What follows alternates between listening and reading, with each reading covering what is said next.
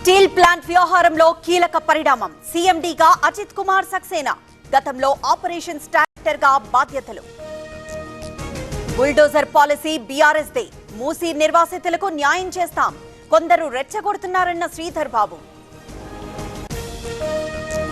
అక్రమ కట్టడాలనే కూలుస్తున్నాం, మూసీ బాధితులకు డబుల్ బెడ్రూమ్ల ఇళ్లు, ప్రతిపక్షాలు రెచ్చగొడుతున్నాయన్న పొన్నం.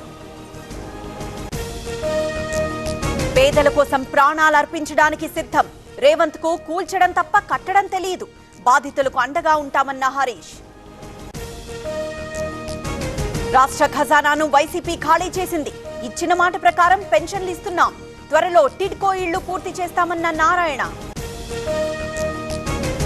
తిరుపతిలో కొనసాగుతున్న సిట్ విచారణ, ఏఆర్ డైరీపై ఫిర్యాదు వచ్చింది, అన్ని కోణాల్లో దర్యాప్తు చేస్తామన్న సిట్ చీఫ్.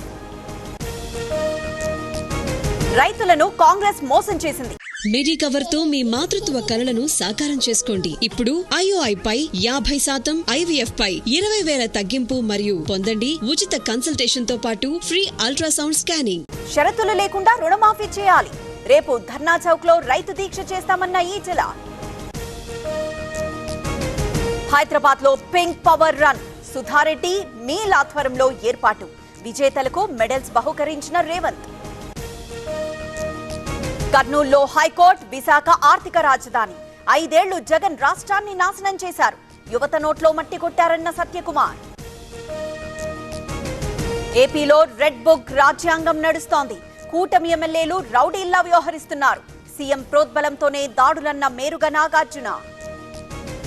లడ్డూలో కల్తీ జరిగిందని తేలిపోయింది, సిట్ విచారణలో అన్నీ బయటకొస్తాయి, ఆధారాలు ఎవ్వరూ మార్చలేరన్న టీజీ వెంకటేష్. తిరుమల ప్రతిష్టను సీఎం దెబ్బతీశారు, చంద్రబాబు వేసిన సిట్ పై నమ్మకం లేదు, సిబిఐ విచారణ జరిపించాలన్న అమర్నాథ్. మెట్రో రైల్ డిపిఆర్లకు తుది మెరుగులు, 2వ దశలో ఫ్యూచర్ సిటీకి మెట్రో, త్వరలోనే కేంద్రం అనుమతుల కోసం డిపిఆర్లు. సామాన్యులకు మేలు జరిగేలా రెవెన్యూ ప్రక్షాళన, తహసీల్దార్ల బదిలీలపై త్వరలో సమావేశం, సమస్యలను పరిష్కరిస్తామన్న పొంగులేటి. అక్టోబర్ 2న గాంధీ భవన్ ముట్టడి, 317 జీవో బాధిత ఉద్యోగ జేఏసీ పిలుపు, వెంటనే సమస్య పరిష్కరించాలని డిమాండ్. ఏలూరులో కాల్ మనీ దందాలు, ఒక్కొక్కరుగా బయటకొస్తున్న బాధితులు, అప్పుకి 10ంతలు చెల్లించినా ఆగని వేధింపులు.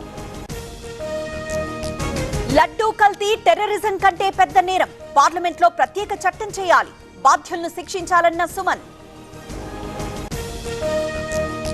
ఎల్లంపల్లి ప్రాజెక్టుకు భారీగా వరద, 20 గేట్లు ఎత్తి దిగువకు నీటి విడుదల, ప్రస్తుత నీటి మట్టం 147 మీటర్లు.